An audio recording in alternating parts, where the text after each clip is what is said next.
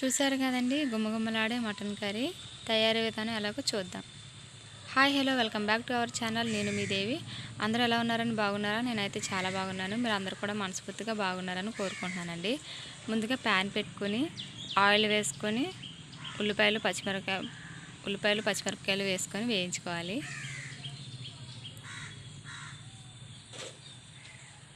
ఏంటి మా అక్క డైలీ మట్టి పాత్రలో ఉండేది, ఈరోజు ఏంటి కుక్కర్లో ఉంటుంది అనుకుంటున్నారా? కోత కొబ్బరి చెప్ప దొరికినట్టు నాకు ఇవి మట్టి పాత్ర దొరికింది. దాన్ని ఏమో అంత మాటలు వాడేస్తాను. సర్లే అయితే ఈసారి మార్చుదాం. మటన్ కూడా కర్రీ విజిల్స్ వేసి వండుకునే కంటే డైరెక్ట్ ఇంకా కర్రీలోనే విజిల్స్ వేయించుకుంటే బాగుంటుంది కదా అనేసి ఇలా వండుతున్నాను అనమాట. చూసారు కదండి, ఉల్లిపాయలు మగ్గిపోయిన తర్వాత కొంచెం అల్లం వెల్లుల్లిపాయ పేస్ట్ వేసుకొని దాన్ని కొంచెం మగ్గిన తర్వాత ఇప్పుడు టమాటాలు వేసుకొని మగ్గించుకోవాలండి.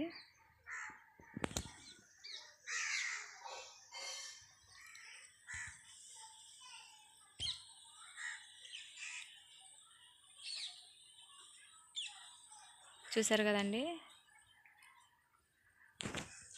టమాటా బాగా మగ్గినంత వరకు మగ్గబెట్టుకోవాలి. గ్రేవీ బాగా వస్తుందన్నమాట. ఇప్పుడు కడిగి పెట్టుకున్న మటన్ ముక్కలు వేసుకోవాలండి.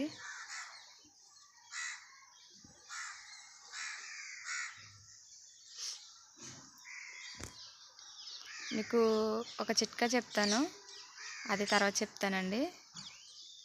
ఇప్పుడు టమాటాలు కూడా మగ్గిపోయినాయి కదండి. కొంచెం ఉప్పు, ఒక స్పూన్ ఉప్పు, కొంచెం పసుపు వేసుకోవాలండి. ఇప్పుడు కడిగి పెట్టుకున్న మటన్ పీసులు వేసుకోవాలి. దీన్ని ఇప్పుడు మగ్గనివ్వాలండి.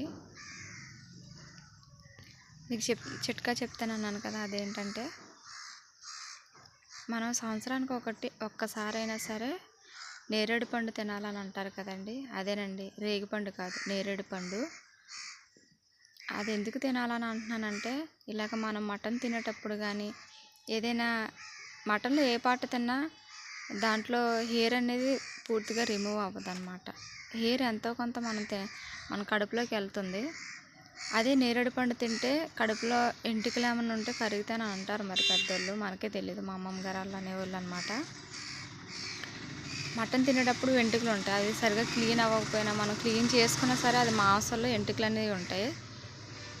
అవి నేరేడు పండు తినడం వల్ల కరిగిపోతాయి అన్నమాట. అందుకే నేరేడు పండు అంత ప్రత్యేకత ఉంటుంది.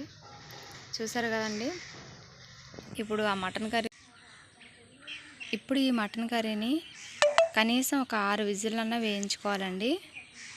ఒక విజిల్ అటు ఇటు అయినా పర్లేదు, కంపల్సరీ ఒక 6 విజిల్ వేయించుకుంటే కనుక మటన్ అనేది బాగా ఉడికిపోతుంది. ఇప్పుడు మళ్ళీ స్టవ్ ఆన్ చేసుకొని మళ్ళీ ఉడకబెట్టుకుంటూ మటన్ అయితే ఉడికిపోతుంది కానీ వాటర్ అయితే ఇంకా మగ్గదన్నమాట, దగ్గరికి అవ్వదు. ఇప్పుడు మనం మటన్ మసాలా వేసుకొని వాటర్ దగ్గరికి అయ్యేంత వరకు ఎగరబెట్టుకుంటూ ఉండాలండి. చూసారు కదండి మటన్ రెసిపీ. చాలామంది బిర్యానీ ఐటమ్స్ కూడా వేసి చేస్తారు. బిర్యానీ మటన్ కర్రీలా ఉంటుంది సేమ్ తినడానికి. అయితే నాకు నార్మల్గానే ఇష్టం కాబట్టి నేను నార్మల్గా వండాను. నచ్చితే మన ఛానల్ని ఫాలో అయిపోండి.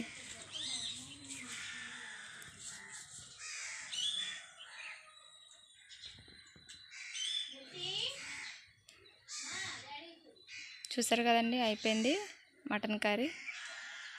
ఇప్పుడు వేడివేడి అన్నంలో మటన్ కర్రీ వేసుకుని తినడమే లేట్ అనమాట. Bye bye.